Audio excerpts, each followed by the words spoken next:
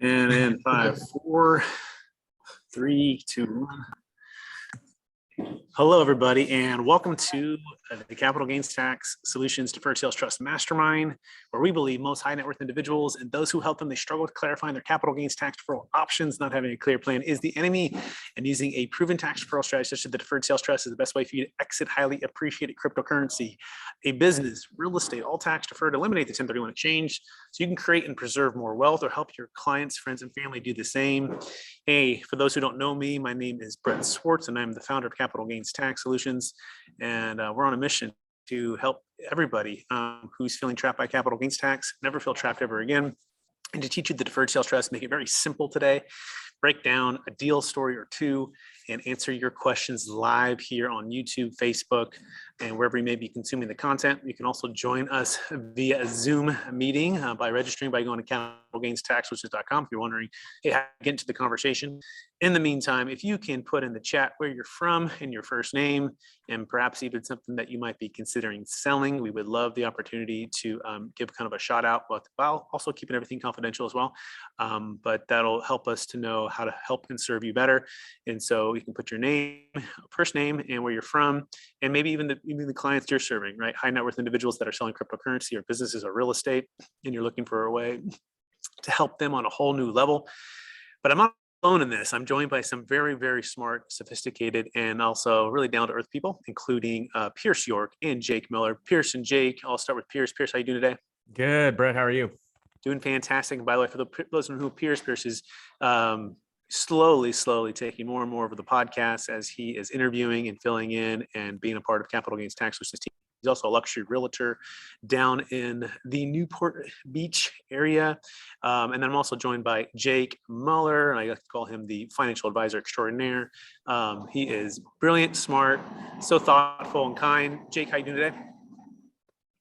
Doing wonderful. It's a great day here in Mexico, calling in and making great things happen from a distance. Excellent. And for those who are getting to know our vision for the first time, I'm going to have Pierce actually present it today. Pierce, what's the vision? Why are we here today? Yeah, so we're here for a couple reasons. And the first is to just kind of continue to get the word out there about this amazing strategy and how it works. And also to provide a place where people can come and ask questions and get to know us as a collective strategic team and just all the people that are involved. And so we provide this for you guys as a way to come in and get to know us, to get your questions answered, and to just bring any sort of concerns or anything to the light so we can walk through them and learn as we grow. Fantastic. Jake, you want to add anything to that? You know, a lot of times we're just the people that come in and help people solve problems in regards to capital gains, because there's a lot of different types of assets out there, right? There's a lot of circumstances, a lot of different situations. Everybody who has warrants, they're going into a reverse IPO to individuals selling homes and crypto. And so it's not a one size fits all, but we're here to help people know when it's eligible and how to come out of it better in a more preferred tax situation and be able to reinvest the large bulk majority of your money rather than chopping it all up and sending it off to the government. Yeah, and it's not unlike an IRA or a 401k, or even 1031 exchange, where you're deferring some type of capital gains or some type of income tax in a way that incentivizes the funds to be put into businesses or investment vehicles, which spurs economic growth.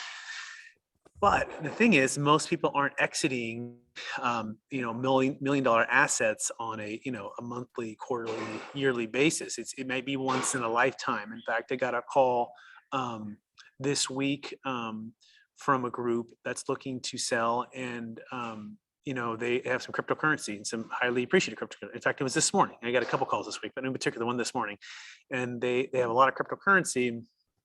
And I'm saying, hey, and he's all excited because he's learning about this. He's like, oh my gosh, I can't believe this is true and this can work. And this you've already done with cryptocurrency people. I say, hey, slow everything down. Like, we don't have to put all of the millions all in at once. Like, you can start with $50. Like, that's what we did with our first Ethereum client.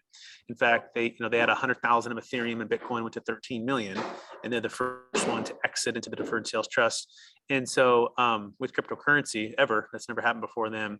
And so for them, it was like, hey, let's get to know each other. Let's slow it down. Like, you don't have to put all of your trust into us all at once. Like, let's verify the banks. Let's verify the transfers. Let's make sure everything's protected, safe. Let's also get to know each other, right? Let's sit down and talk with client references, and also then just understand what the structure is, right? It's just an installment sale. It's based upon IRC 453, which is known as the Seller Carryback, where you can become the lender of, instead of being an owner, you can lend your equity, if you will, or exchange your equity for a promissory note and let somebody slowly pay you back over time. You still owe the tax, it's just in a deferral state. And by doing it in a certain order that we help you do as a third party unrelated trustee, that's my role, and like Jake Miller as a financial advisor or others that we work with, you're able to defer the tax, okay, and keep it in a way that's going to help you grow your wealth. And so that's the key here, understanding what it is, what it can accomplish for you, and then also hopefully seeing us as a part of your dream team to help you build wealth. As a commercial real estate expert myself, I grew up in the business. That's a way to help you find deals, to source deals, to underwrite deals, to buy deals. In fact, I'm in Hotel Del Coronado here in the San Diego area for the week with my family, and I had a chance to meet with some clients of mine that we just did the $12 million deal last week and a half ago. And same thing, they met me and us on a short period of time. They were literally like ready to close within like a couple of weeks, and I had never met them in person. So it was cool that I had a chance to sit down with them in person, and they still have questions, right? And you still will have questions, and that's okay, right? It's okay to not have all of the answers all at once, but you're dealing with a big tax, and we need to solve that right now. And so oftentimes it's moving quickly, getting educated quickly, but ideally you're getting with us now, even prior to you exiting your cryptocurrency that's potentially going higher here in the next couple of months, or your business or your real estate, and you're having time to digest and get to know us, get to like us, hopefully get to trust us as we discuss what this is, what's not, who it's a good fit for, which leads into the next question, Jake. Who is this a good fit for? Like, who qualifies for this? Absolutely. So individuals that have $1 million transaction with that $1 million net proceeds, or $1 million that are subject to capital gains over and above your adjusted basis, that is an easy, simple home run. Now, can things still be a home run a little bit less than that $1 million mark, especially if you have like state of California income tax or some of these other things that are, pertinent to the formula, so to speak? Yes. Should things be greater than that, or should you have mortgage over basis issues? There's solutions to those as well.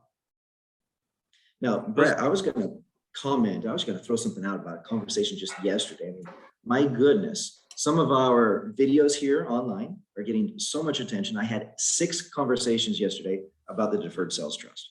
And one was with a brother and a sister, very, very intelligent individuals, pharmacist and a doctor, very intelligent.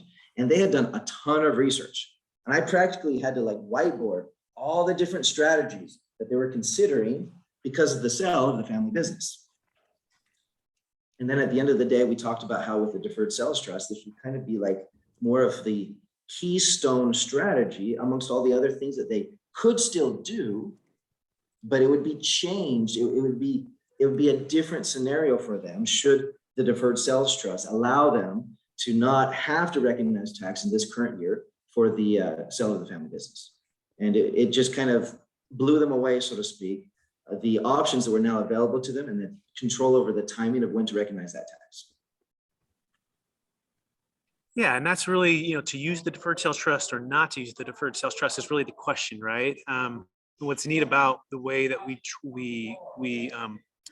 review and dissect, and if I had my Rubik's Cube right here, I would say you're handing us this Rubik's Cube, and that's all disjointed and perhaps different colors and different sides. And our goal is to get it congruent on all the sides as much as is practical and possible, given what we have with the tax law and given the constraints we have with the Deferred Sales Trust and given your goals. But the key is all of that's no cost, no obligation. We don't charge anything for this unless you actually close the deal. And so that's a neat way to able to just relax, to look at it side by side comparison. Compare it, by the way, you might compare it with the 1031 exchange. We've done those. You might compare it with the Delaware statutory trust, right? Not to confuse with the deferred sales trust. We've done those. Opportunity zones, we've done those. Charitable remainder trust, yes. All of these, all of kind of the major ones. Also, there's some other, copycats out there that are similar, or people that are claiming that they can do what we can do and they can do it in a better way or a cheaper way. We're happy to debate those and go through those. In fact, I got a call this week, Jake, and I think it's unique for you, remember, because you've analyzed, for thousands of CPAs over the years, hundreds and hundreds and hundreds of different strategies. But I got a call from him and he's telling me, yeah, I got the strategy, and he's a really smart guy. And I'm actually going to take his call next week because I'm open-minded. And I said, look, I'll take your call. We'll sit down and go through it. He goes, here are the questions I'm already asking. Let's prepare for him now. Like, how many of these have you done, right? And how many of these have the tax attorneys done? And of those, how many of them have been reviewed by the IRS, or there's been an audit by the IRS? Of those audits, what was the outcome? And who's going to stand behind this? Who's going to provide the legal and audit defense should the state or federal government come knocking on the door on this structure? And I said, for the deferred sales trust, this is why this is the only thing we do. Although, again, we do some 1031 exchanges. That's very common for some clients that are selling some commercial real estate assets, or some Delaware statutory trust if there's a mortgage over basis. But remember, those only qualify for investment real estate. So these are all the things that we're dissecting and going through. But I said, if you guys might have the best thing, and yours might be even better than ours in all of these things, but if you've only been doing it for a couple of years or a couple hundred or whatever, and they haven't been tested by the IRS, and there's nobody who's going to provide lifetime audit defense at no additional charge, then it's going to be tough for me to really get behind that, right? So Jake, just kind of speak to the track record of the Deferred Sales Trust and why we feel so confident and passionate about what it is. Absolutely. And from my experience teaching a lot of these CPAs and helping vet strategies for what they should possibly feel comfortable in, presenting to their clients and everything else, we kind of have a program of vetting strategies. And a lot of it goes behind what you were saying, Brett. What is the track record? What are the precedences? And when has it been disallowed, if ever? And if it has been disallowed, why, etc. With the sales trust, it is only one out of two of the 423 strategies that we had to validate and verify that have a 100% track record with the IRS, meaning never once has it been disallowed. And out of 25 years, thousands of trusts and 22 audits, according to Scarlett Clark, 0 findings and 0 changes. 0 findings and 0 changes. So not only has it passed or has like a track record of fulfilling the requirements of the scrutiny when people review it to see if it's valid or not valid, but they haven't even suggested any type of change or adjustment to it in the basic formula that was created 25 years ago, which is amazing. It is almost unheard of. Again, only 1 out of 2 of the 423 strategies that in this association of over 10,000 CPA firm owners, out of all of those strategies, only 2 out of the 423 have a perfect track record. This is one of them. Yeah, we call him Pierce here, and so, but Pierce, but it seems like you're in Newport Beach, and there's a lot of high net worth individuals down there, and you're bringing in this new strategy. It seems like they would have already heard about it, Pierce. Like it just seems like it's too good to be true. Like why hasn't more people heard about this, Pierce? Or what gives us the confidence that this thing is legit and real and 100% works? Yeah, I think the answer is twofold. The first thing is the legit and real, is just what Jake said. There's thousands of closes, track record 25, 26 years now. And no changes, no finding. Was it 12 audits and 2 formal audits and an audit by FINRA on top of that? So, as far as the legitimacy of it, that's undeniable. The other part of it, why hasn't anyone heard about it, is a question I get constantly, and it's a tricky question to answer a little bit, because there's a fine line between protecting it and proving the track record, the efficacy of it, and the legitimacy of it, right, without and marketing it at the same time, right? And so the answer is they needed to protect it and keep it and keep it like legit and keep the integrity of it together, so that they could go out and prove it and do it thousands of times and go through those IRS audits and go through that fire. And so to prove it. And so now we've done that. And so now it's time to blow it up. That's what we're going to do. That's exactly why we're here, right? And why we're so passionate about it. And I like to say becoming believers. Even when I sat down with my clients here in Hotel Del Coronado for property they sold in Chula Vista, which I'm going to be doing DST Man on the Street here in about an hour. I'm going to drive over there and kind of do like a case study review. So look for that to drop here on YouTube in about a week or so. But even then, like they're asking the same questions, like why haven't, and we've already closed, the deal's already closed. It's a $12 million deal. It already closed and they had huge taxes, but emotionally there's, and this time, by the way, to be fair, one of the clients, his spouse was there. Right. And so I'm asking the story. I'm like, yeah, let's back up. Like, let's talk about client one who heard about it, who calls client two, who's the partner, and client three happens to be the brother. And he's saying, hey, I found, I heard this guy on a podcast, right? I've seen him on a couple of YouTube videos, and now I'm looking at the Deferred Sales Trust. And I think it's something we should look at. I said, take us through that thought process. And they're going, well, first we thought it sounded, too good to be true. And how we haven't heard about it. And we're in commercial real estate for forever. And we've been 1031 exchanges and we're developers and they're very smart, sophisticated people. And these are, all of a sudden you're saying there's something brand new. And I said, yeah, that emotional aspect of feeling like you're already going to pay the tax. And because for them, they're developers. They're not, hey, let's sell a $12 million asset. Let's go buy equal or greater value property for 12 million or more and not be able to develop, right? By default, most developers are making their capital by buying land and developing, holding for a period of time, either refinancing or selling and doing it all over again.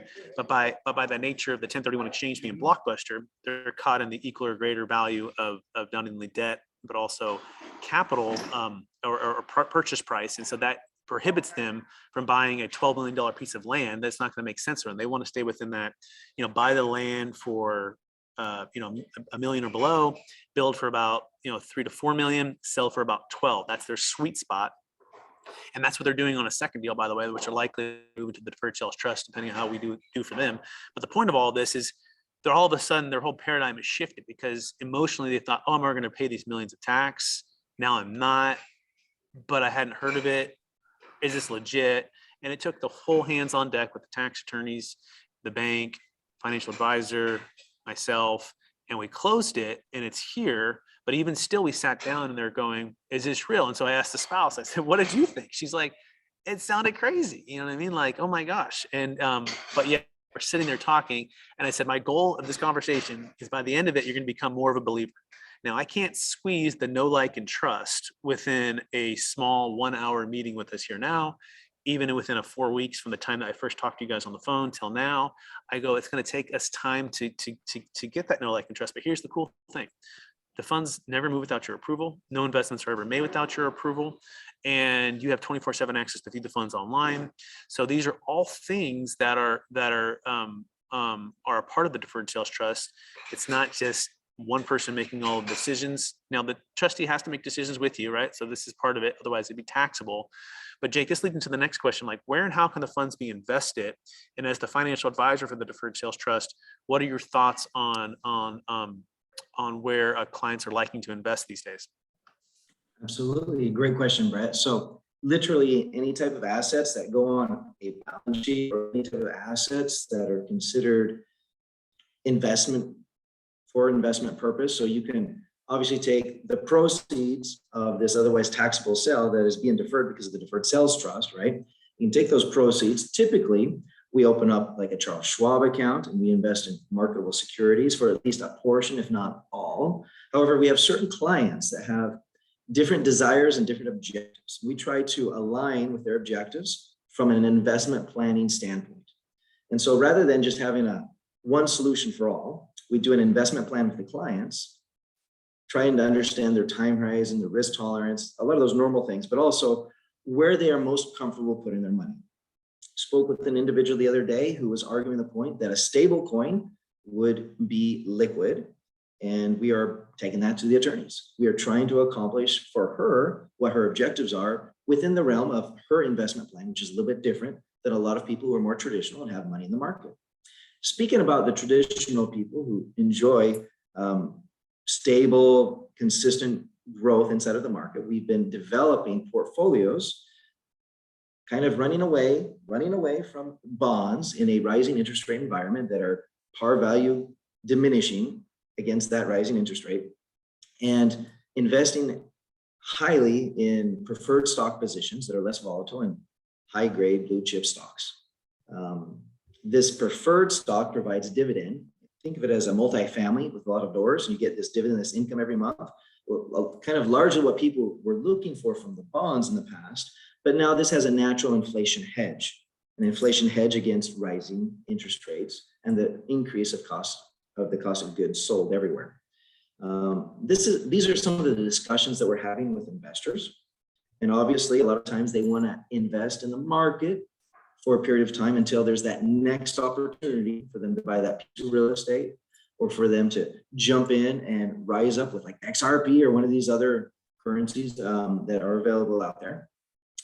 And, occasionally they might want to invest in a friend's company, anything of that nature, anything, whether it be art, whether it be intellectual property, whether it be contracts, anything that can be considered an asset on your balance sheet can be purchased through the trust or through a strategy like a joint venture with the trust. And we can move forward with those types of reinvestment objectives in the future.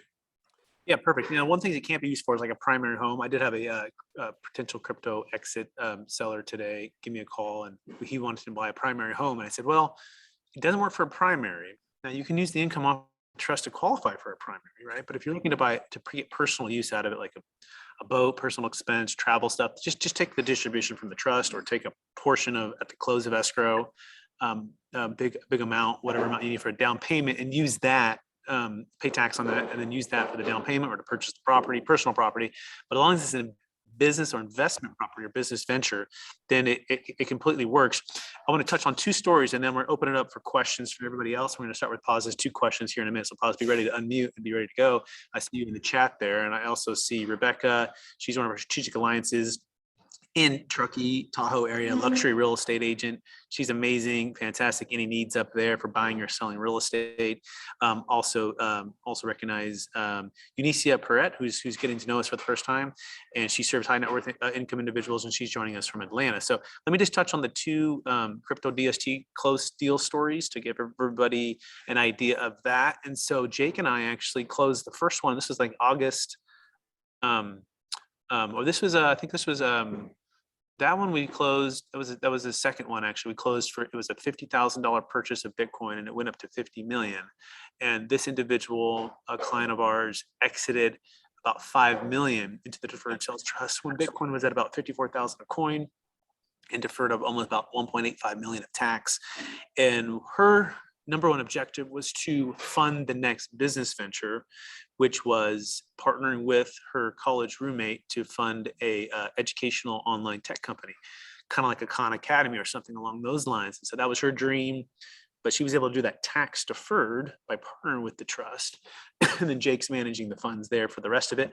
Totally awesome. And then she's ready to do another million or so above once Bitcoin goes back to some of its higher levels that it was at before. That was number one. Another one that we did that was closed for a client, they bought Ethereum for about 100,000, and it went to about 13 million, and they exited about 5 million to start, and then exited another 2.5 million. So those are the cryptocurrencies to date. And then we've worked with orthodontists, optometrists, we've worked with dentists, we've worked with multifamily owners, self-storage, mobile home park. You name it, it's been done with the Deferred Sales Trust, public or private stock. It works. The key is being early so that we can set it up prior to. So I'm going to open up for questions right now, and we're going to start with Paz. Paz, are you ready to go? And if so, just unmute yourself and then fire away on your questions. All right, ready to go. I must be the only person on the planet who doesn't have crypto. And then I was also going to wear my Welcome to Florida hat, but let's not go there right now. Question I had a couple of years ago, or maybe last year, there was talk in Washington about 1031 exchanges and some impacts and some changes to those. Is there, with the programs that you have with the Deferred Sales Trust, do you have like a lobbying group in DC? Because I'm just thinking, I know it's part of the IRS and you can point to different things and saying, hey, this is in the IRS tax code. But, a new political party can come in and something can change very drastically, pretty much overnight. And if you don't have that presence in Washington, D.C., with a lobbying group and things like that, you may suddenly find that, the way you're doing things may change drastically very quickly. Good question. And I'll have Jake start this one and then I'll follow him. But Jake, what gives you the confidence that the government or Congress is not going to come in and pass a law disallowing the deferred sales trust or taking it out of existence? I'll talk a little bit about some of the traditional things and kind of more of the nowadays, like social media hype and everything, just because both are influential, right? So I come from being a county commissioner, and so I've been in politics. I understand incredibly well the importance of lobbying for everything from preserving the public access to our lands, which in an area where I lived, it was incredibly important. Also, a highly contested subject such as the use of coal for energy. Things that are highly contested and definitely in need of lobbying and protection to allow people to maintain their livelihood, as well as to maintain the area where they live. With that being said, the nice thing about the Deferred Sales Trust is it's not been under scrutiny. It's not highly contested. I say that because there's been thousands of trusts. Now let's compare that to something else in the financial services industry that does require lobbying. 12B1 fees and life insurance. In fact, it was actually passed at one point that perhaps they would change those 12B1 fees and change the tax-free status of life insurance. And it had the quickest turnaround of any bill that was passed in the history of our country. Literally within 2 to 3 days, it changed from passed to not to, I won't call it vetoed, but it was undone. And that was because of lobbyists. So incredibly important what you're saying. However, the Deferred Sales Trust doesn't have that type of attention. It's not something that has actually ever been disallowed or scrutinized in such a way as it being abused. Typically, people in politics are attracted by things, or they things get attention when somebody's abusing it in such a way that it seems unfair or it seems too good. Everything that Todd Campbell has orchestrated within the Deferred Sales Trust is just incredibly masterful, quite the architect, or as Brett Swarts often says, the brain surgeon behind putting all of this together. Now, could some of that change? I grant you have a valid point that at any given day, our legislative body could do very, very crazy things.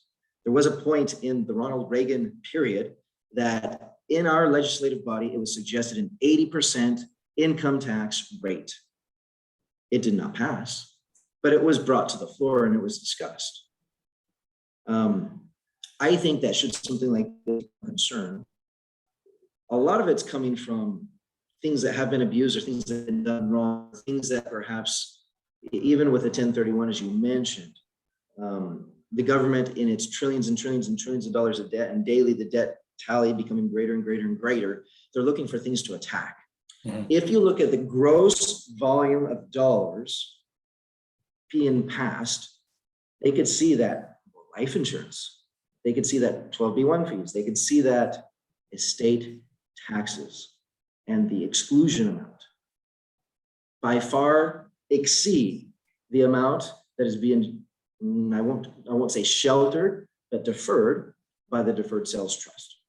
And so there are other players that are much bigger, that are much more likely to receive scrutiny and much more to receive legislative attention than the Deferred Sales Trust. That has been very well protected by the law firm over the last 25 years, has not been abused by people doing it their own way and trying to turn the original flavor or recipe into something completely different and using the same name.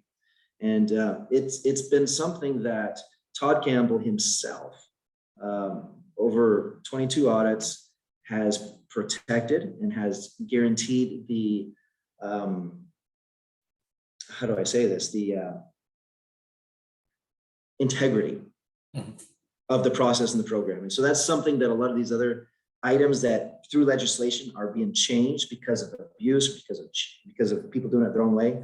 It's something that they don't have, is the integrity of the original program and having it not, the original skeleton of how it was constructed and built, not being changed over 25 years. Oz, how does that sound? No, that makes a lot of sense. It's good to get that, feel good and saying, okay, this is a solid program. So. Yeah, and also add to that as well. I mean, this goes back to the 1920s, the seller carryback, right? So part of what we say that people haven't heard of this, well, they haven't heard of the deferred sales trust or the way in which we do it, but they have heard about seller carryback, which is where pause you can carry paper on a multi-family property you own for 10 million. Imagine you own it free and clear, and the buyer could say, pause, would you finance me? You know, I'll put $1 million down payment. Would you carry back 9 million in a note? Like, yeah, that's just called a seller carryback, or it can be known as a land contract. But basically, where you as the seller are becoming the bank or the lender. So we're doing the exact same thing here. The difference is we're adding a third-party trust and third-party trustee, which is me, who can help facilitate this exit. So you're literally going to sell it to the trust. Trust is going to buy it from you for 10 million, and then we're going to sell it to the ultimate buyer. We're going to ask them to get come with all cash or come with a bank loan. We don't care how they bring the 10 million, but we're not financing them. And when we do it in that order, what happens is the smoke clears, the buyer takes title, and pause, you're left with a promissory note that's owed to you typically about 8%, due and payable in about a 10-year increment, of which you can renew every 10 years for 10 years. And you can live off interest-only payments. Typically, 5 or 6% is where most are taking it at some point within the first 2 years. And you'll pay taxes, you slowly receive it. And so this is the essence of it. It's just 453 law. And by the way, why did this even come into place? Well, this came into place, we believe, based upon the history of this, is during the kind of the Great Depression, when everything was happening, when the banks were seizing up. And this is also why we have confidence that they're not going to take it away, because they needed to incentivize money to move. If money doesn't move, basically deals don't happen. There's everything gets stagnant, and that's not good. We want to incentivize the cryptocurrency owner who has 50 million in cryptocurrency to sell that, exit, diversify it into stocks, bonds, mutual funds, diversify it into real estate or business ventures, create jobs, other crypto businesses, back into other cryptocurrencies. Like, you can invest in different things. But the point is, instead of having one highly appreciated concentration of Bitcoin or Ethereum or whatever you might be, or a business venture, like our car wash, I could just help my client here in San Diego sell. You can now diversify that equity, and the government can't say, oh, pause, you must sell that $20 million of Bitcoin or real estate. You say, no, I don't have to sell. I have the right to hold on to my property. But they can't say, pause, why don't we give you an incentive? If you follow these rules or do like a 1031 exchange or do like a deferred sales trust, you can defer that tax. Wow. Or think of it like this, pause. They say, you know what, pause, we need a lot of housing. We need a lot of multifamily properties in Jacksonville, California. We're going to incentivize you, pause, to not only buy that land, but then take on the risk of getting a loan and putting your money into that deal and all the blood, sweat, and tears to build that 100-unit apartment complex. And how we're going to incentivize you to do that is what's called depreciation. We're going to incentivize you to be able to depreciate the asset, and you can offset that with taxes, right? And we can do this thing called bonus depreciation, which is going to incentivize you to do this even more. In other words, they can't force us to go, pause, you need to go develop, that's communism. You need to develop those 100 units to provide housing for people. You're gonna be like, no, you need to go do that. And they're like, well, we're not very good at doing that. But we'll incentivize you with tax incentives, right, to do that. And so that's the whole idea of the deferred sales trust. The nature is to incentivize us to do things that otherwise we wouldn't do, so that the greater good, in a sense, is provided for, or more economy is built, or businesses are built, more jobs are created, which incentivizes what? What does what? The outcome is more tax revenue for the government. So they're winning, right? No, they're not losing here. They're absolutely winning. So hopefully that answers the question. Pause. Did you have a question number two before we move on to the next? No. That you answered the second question in that. Okay, perfect. All right. Who has the next question? We're happy to start. By the way, you can start your deferred sales trust today by going to capitalgainstaxsolutions.com. Capitalgainstaxsolutions.com. Need about $1 million net proceeds, $1 million gain per transaction. Qualify, but we're happy to break down to see if that's a good fit for you or not. At no cost obligation. Capitalgainstaxsolutions.com. Also, you can get with Jake Muller at going to strategictaxsolutions.com. You get with Jake, you get with me. Strategictaxsolutions.com is also where you can meet with Jake. But anyone else have questions right now? Thoughts, concerns? We're happy to answer this live right now. You can put it into the chat. You can also unmute yourself and just start talking. And it looks like Joe might have a question here. Joe, this is Joe. Hey, Joe. Joe, you said we did a live 2 weeks ago. I had quite a few questions. Do you want me to ask one in this live stream? Yeah, I do, Joe. I want you to ask it live in the live stream, or you can also just type in the chat if you don't feel like getting on the video. We don't want to make it. If you can hear me, so I mean, I ended up with a ton of questions here Yeah. because I spoke to my attorney. He's never heard of this, and of course, he said it was a scam at first. So that seems to be the ongoing thing here because not a lot of people have heard of this. So I'll make it quick. When we first spoke, you said an average rate of return should be about 8%, hypothetically, let's say, right? Is the goal. It's not a promise, not a guarantee. Over any 10-year period, net of recurring fees is the goal, not a promise, not a guarantee. Past performance is not a future results. And so the goal is to go make that. But even if you're selling something for, for $3 million, you would have paid $1 million, and we only make 6% net of the fees over 10 years. You're still like, wow, I would have paid $1 million of tax anyways, and I'm still ahead, and I've made 6 over these years. And that's the idea, Joe. Most will just live off the principal, or live off the interest, and not dip into the principal. But so the answer is it all depends. But yeah, keep going.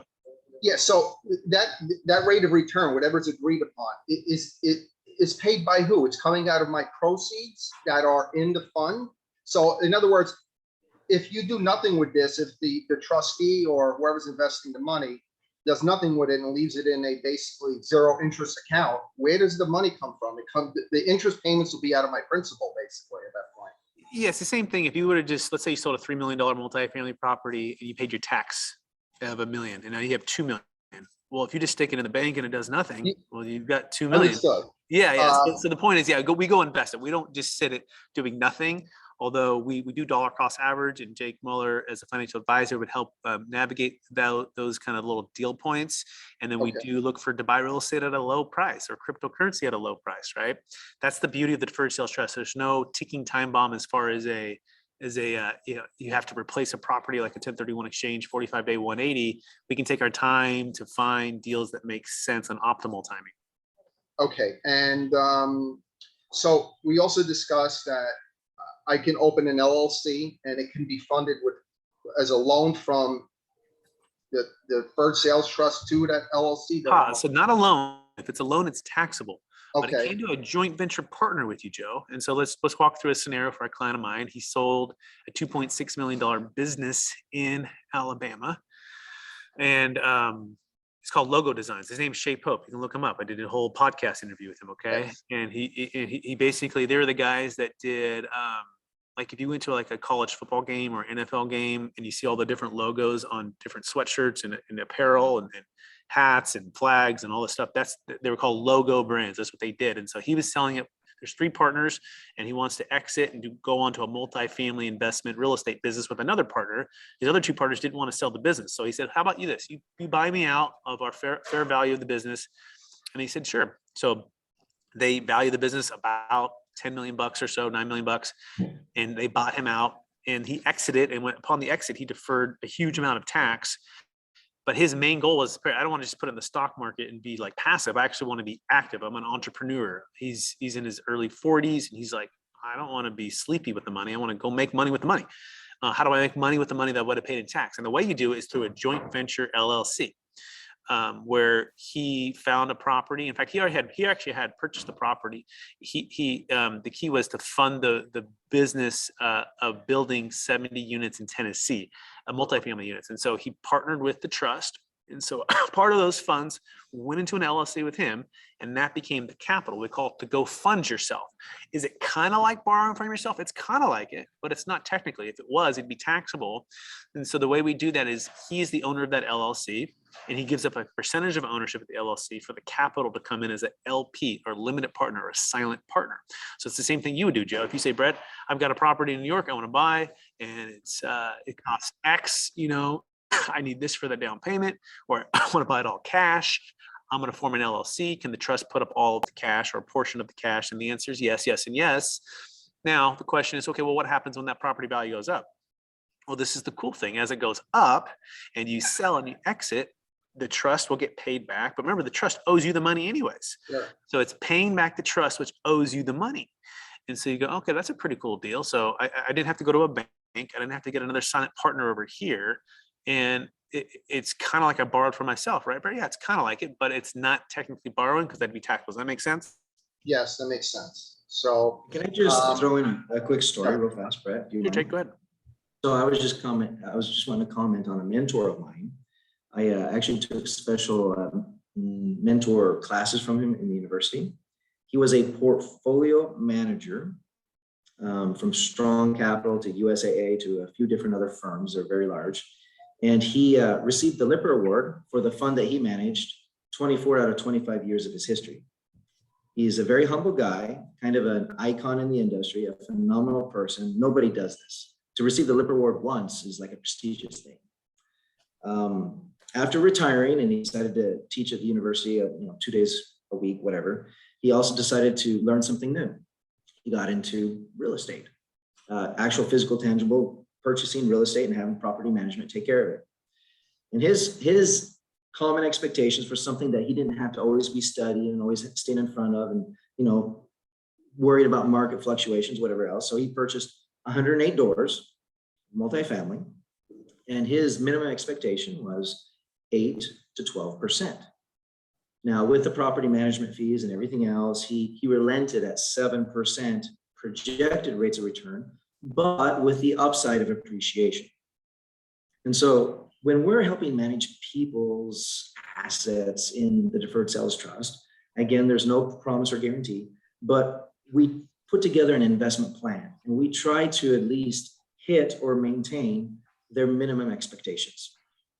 And it's fortunate, now there's some control over whatever the interest rate is on the promissory note. It doesn't have to be 8%, but it's fortunate that oftentimes that works in line with clients' minimum expectations going forward with the trust. And we typically try to invest in such a way, whether it's in marketable securities or other types of assets. We do have to maintain some liquidity requirements, but at the end of the day, we're building this all around what their goals and objectives are, not just their risk tolerance, but what they are comfortable investing in. And I just wanted to share that because it's not so arbitrary, it's not so cookie cutter as perhaps other programs and other things that people do. It's very intentional based on what a client's desires and goals are. Joe, does that answer the questions or any more that come from that? These are great questions, so thank you for asking.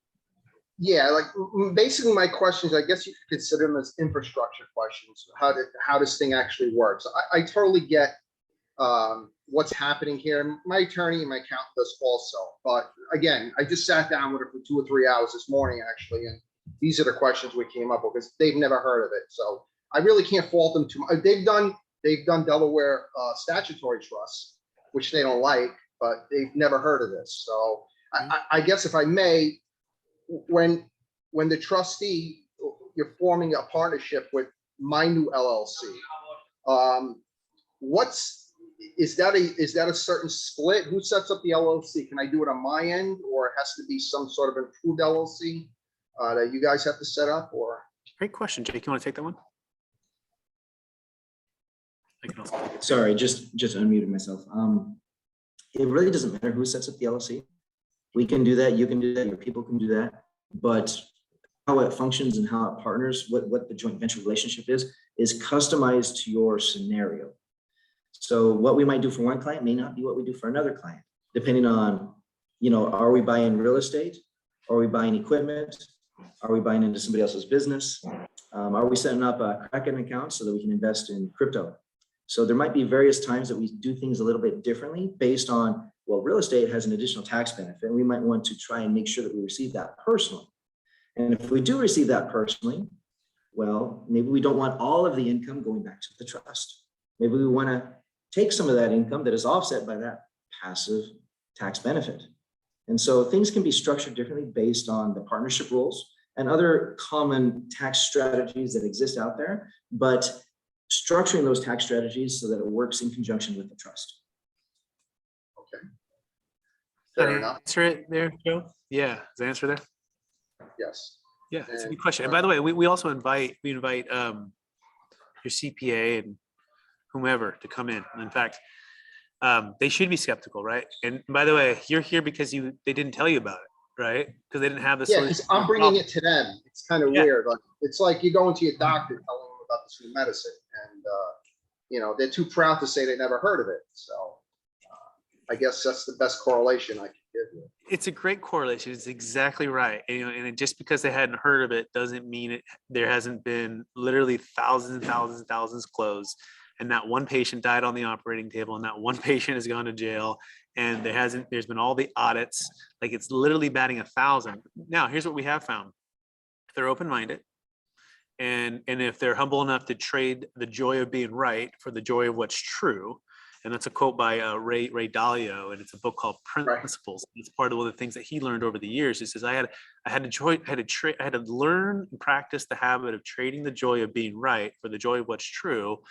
And when I did that, and I came with an open mind, because we all have blind spots and we all have egos, and they're with all of us just naturally.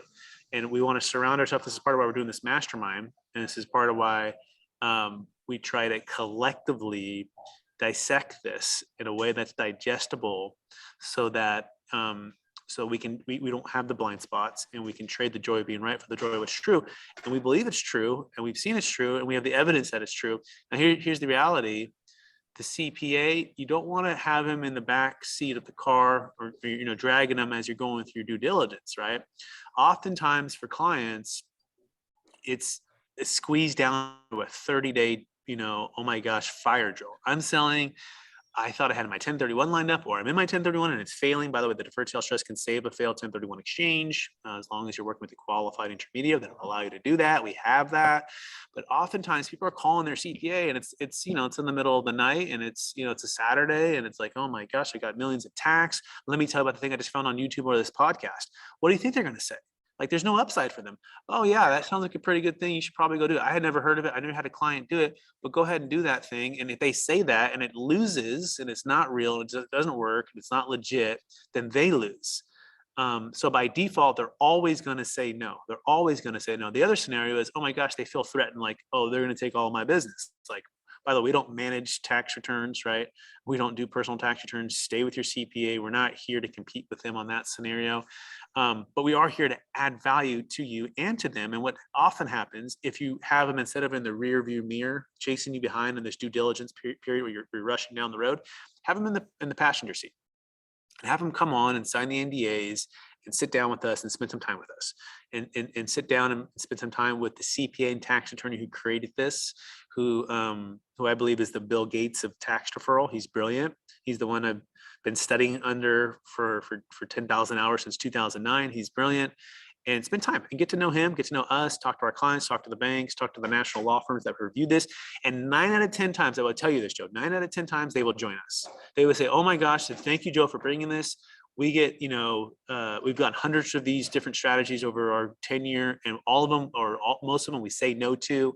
And in fact, we just dismiss it because it just seems like it's too good to be true.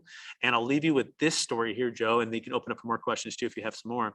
And it's a story by a gentleman named David Young. And for those who know who David Young is, you can go back. I think 2 weeks ago, we just had him on the pod, on the web Mastermind, and he's been on the podcast. But David Young ran with a guy named Bill Gross.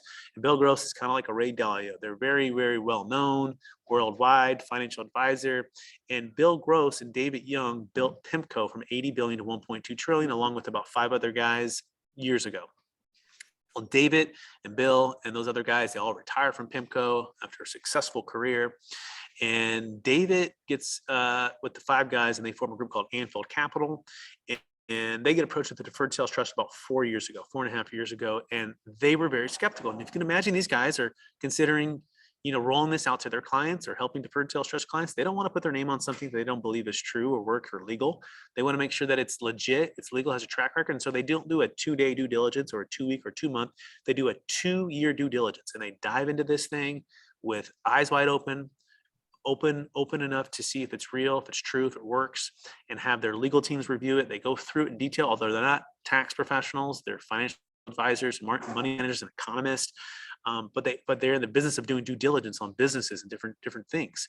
And so they fly back, they meet with Campbell Law, and they go through it in detail. And they came through with 2 conclusions after that 2-year due diligence. Number one, that might be the smartest person we've ever met, which is the smartest person I've ever met.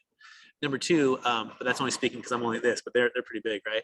Number 2, we're all in. We'll become a part of the Deferred Sales Trust inner circle, and we will offer services to support financial advisors for those who want that extra layer of protection. And so what I say to people is, if it's good enough for David Young and his legal team after 2 years of due diligence, and they manage some of the biggest wealth in the entire world, okay, these are world-class economists and financial professionals, And these are serious individuals. If it's good enough for them, is it good enough for me, Joe, Jake, Rebecca, Pierce, Paz, everyone on here? Joe, your legal team, your CPAs, right? Is like good enough, right? So I'll ask you that, Joe. After hearing all that, do you think it would be good enough for your guys? What do you think? I'm pretty sure. Yeah, definitely. So And let's get on with David, right? Let's get on you, me, Jake, David. Let's get on let's get on a call with all of them. Let's spend that time together, right? We can set up the call next week. You know, within an hour, all of a sudden they're saying, "Oh my gosh, Joe, this is what you said it was or potentially was. Thank you so much. Let's move forward." And now you're feeling confident and you're feeling certain that you can execute this, and you don't have to worry about all that other stuff. And that emotional part is now off. Now we can just focus on the business plan, on the investments of the trust, and executing and getting that return. Does that make sense, Joe? of course it does. Yes. Yeah, cool. Thanks for letting me talk a little bit. Any questions on any of that, or more questions or other questions? I mean, I have a lot, but I'm sure there's other people that want to ask questions, so I don't want to just. I want you to keep going until somebody raises their hand. And if they raise their hand, then I will answer that. So keep going. And if somebody just type in the chat, "Hey, I'm ready to ask a question," then we'll unmute you. So go ahead, keep going, Joe. Okay, so the new LLC, the partnership LLC, is that lit? I understand from our last conversation that you're going to ask me what my risk tolerance is. So I'll say the max, however chart you have, or whatever. I'm retired from Wall Street anyhow, so I guess it would literally be discretionary at that point. Can I say, okay, in this LLC, I want to either buy and sell land, which I already know that is yes. Okay. I want to lend out a loan. I've done it before, my own money. I want to lend out a first position 12% interest only loan in a local property for short term, 2 years. Can I purchase 1,000 shares of Tesla and write calls against it? Like what am I limited from? Pierce, I'm gonna invite Pierce into this. Pierce, if you're there, where and how can the funds be invested, Pierce, and what are some of the limitations? Yeah, so the main limitation is that we want to maintain at least 20% in liquid securities, so that we don't destroy the integrity of the trust, because we do owe you a note back, and the trust needs to pay you back, so it has to have funds to do that. But other than that, it's the only other limitations are the primary use items, i.e. a boat for yourself that you can't justify as a business expense, a legitimate business expense, right? Or a primary home or something like that. But for investment purposes, it's sky's the limit. Okay, that answers that. If I invest in something and it doesn't work out, it actually loses money, is there a penalty, or how does that work? Jake, you want to take that one? All investments should be at risk.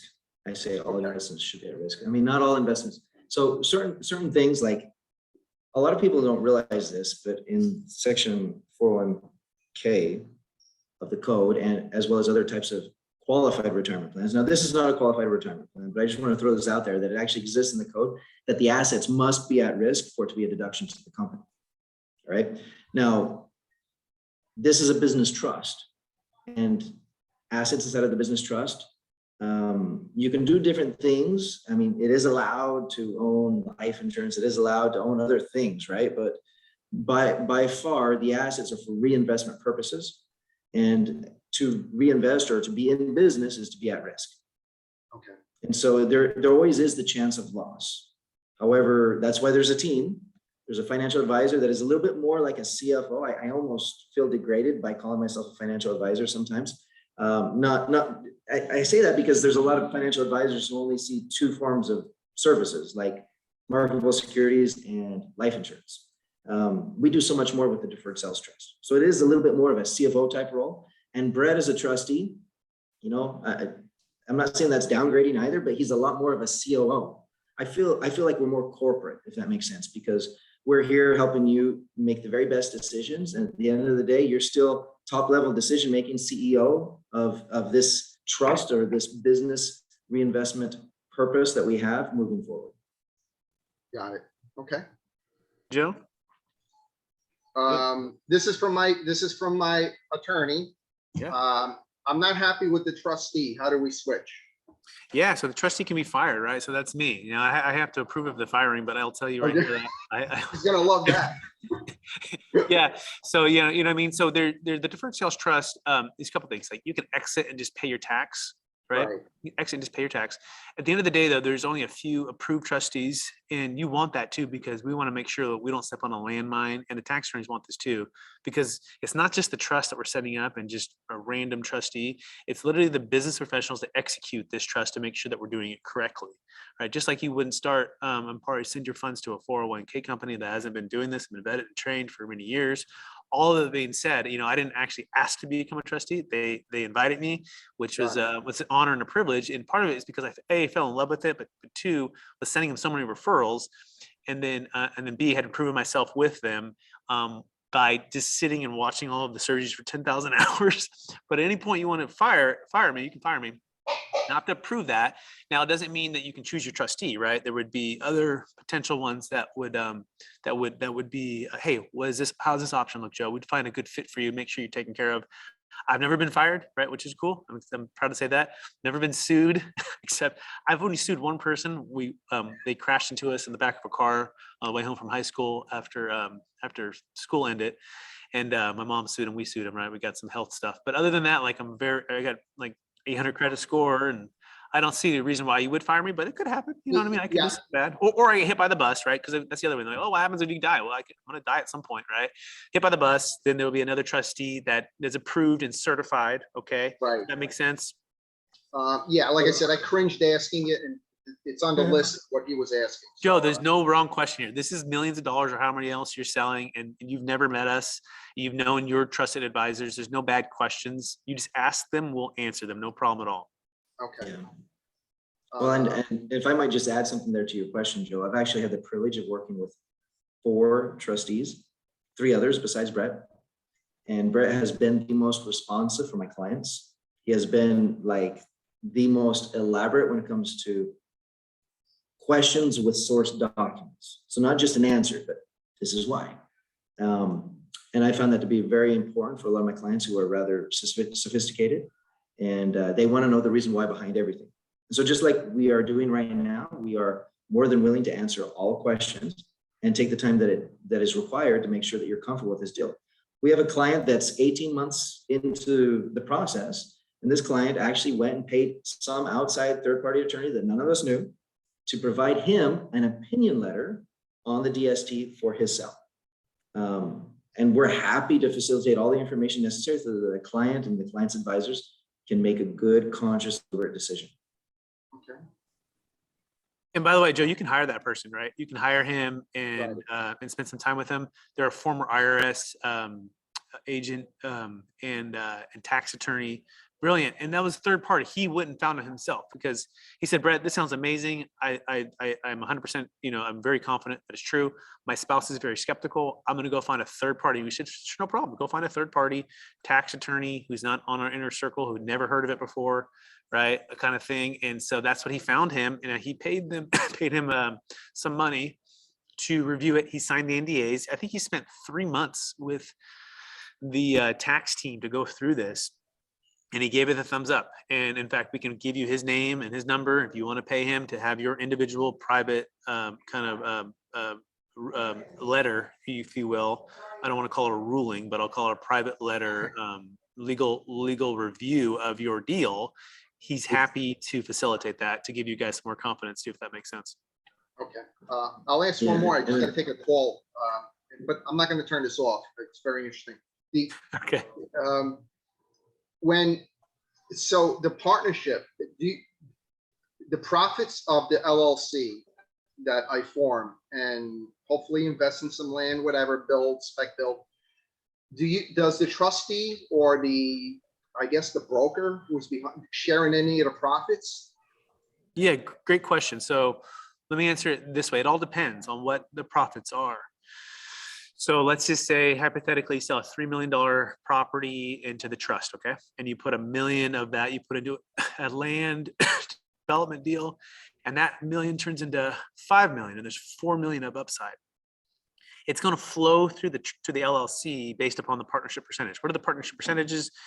Generally 80-20 with an 8% pref, just depends on the deal. Okay. And, but to the extent that it doesn't out earn what it owes to you, then you would, then the trustee don't share in any of the profits. To the extent it out earns what it owes to you, I have to be able to make a profit. Now, it's not our intent to go make a profit on your money on a deal. This is also why there's abilities to, there's ways to get some of that upside back to you as well, which we can talk about offline. And so the goal is to, and the intent is to earn our fees on our recurring fees, and then anything above and beyond that. And remember, our goal is also to earn 8% net of recurring fees. Okay. So, but anything above and beyond that, there's ways for you to take that upside as well, Joe. I get it. It's a sidebar deal. I understand. But just quick math. There's $1 million net profit in this venture I do. I take this money and bring it back to the trust, flows back to the trust. Yeah, 800,000 to you, 200,000 to the 80-20. But that $200,000 is still being owed to you. It hasn't stopped owing to you. Just because you had partnered with the trust doesn't mean the 8% compounding hasn't continued on that 200,000. It's continued on that full million. Okay, but now you have a note for, let's say your original note was 3 million and you went out with 1 million and it turned into 2 million. Well, now you have that original 3 still there, plus another 200,000 of that upside, and your new note would be for $800,000. So now you have 2 notes, one for $300,000, one for $800,000. And so that's how we would do that. Okay, so without sidebarring, basically the 200 is really not mine at that point. No, it still is. It's still owed to you to the extent that it's not, to the extent we've Okay, out-earned. still owed to me. I understand. Yeah, it's a 10-year term that's 8% compounding, which is what? If you put 3 million to start tomorrow, Joe, and in 10 years, we were at 8%, that would be in 9 years, actually, it would be turned 6 million. Got it. Right? Okay. So Understood. that 200 is not going to be the trustee just because you did an outside deal. It's going back to the trust to pay you back it.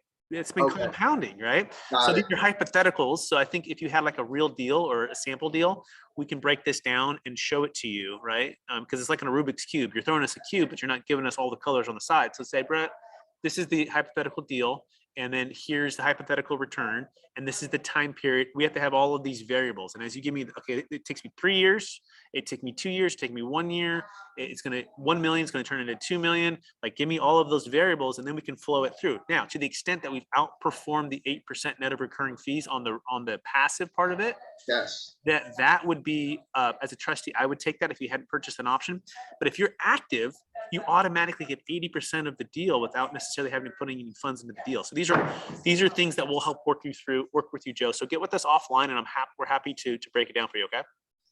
No problem. I'll be in touch with you on that. And like I said, I just got to step away for a minute. So. Okay. Yeah, and we're actually kind of running out of time here. Okay. I hear up all the time. It looks like. Yeah, no, I appreciate it, Joe. These are great questions, and everyone I'm sure is benefiting from all of this. And if you want to get with us, you can go to capitalgainstaxsolutions.com, capitalgainstaxsolutions.com to come back next week, Joe, and just or schedule a time by going to capitalgainstaxsolutions.com, and we can or shoot me an email, Brett@capitalgainstaxsolutions.com. We can schedule a time to kind of go through this. And I know we had more questions from Iowa, and I know Iowa, I'm going to be meeting with you. Thank you, guys. Yeah, thank you, Joe. See you next week, hopefully. Okay. But we're meeting with you here coming up, and we're happy to answer those questions, especially next week. If you come back, we'll ask the same questions. For the teaser for everybody, he's asking about the franchise tax board notice that was sent out to qualified intermediaries. We get it on every single deal, and there's a blogger out there, the exchange company that says, oh, California's called these illegal. It's not illegal. It's worked every time. It's a perfect track record. But they put this out there to scare people, and they don't have the full information. And in fact, we work with qualified intermediaries out of California, but most people, like the drive-by media, simply they look at this and they go, oh, so that's the thing that I was looking for, to see the chink in the armor. But there's no chink in the armor. It's worked every time. We've never had a single negative result. But people want this not to be true because they don't sell it, they don't know it, and they want to keep people in the 1031 exchange blockbuster method. And so happy to go through that with you, Iowa, offline, but also next week when we have more time. That being said, Jake, if people want to get with you, what's the best place for them to find you? You can reach out at the 800 number, 1-800-773-1848, as well as strategictaxsolutions.com, jake@strategictaxsolutions.com. Give us a call, shoot us an email, or go to the website and find a booking. Awesome. Pierce, if people want to get with you, what is the best place for them to find you? Yeah, you guys can go to my website at kingdomluxuryrealty.com. I'm also on the podcasts pretty frequently here now. So Which podcast, Pierce? the Capital Gains Tax Solutions podcast, man. And the expert And the CRE expert CRE secrets. Is that one on there? Yeah, you got it, brother. Two You for got it. one. It's 2 for 1, man. We're dual streaming.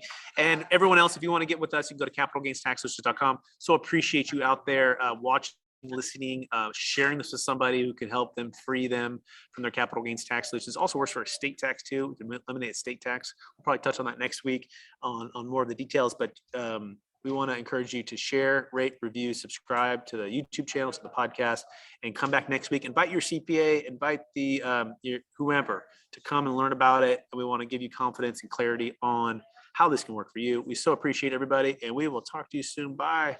Yep. Bye-bye. Bye, guys.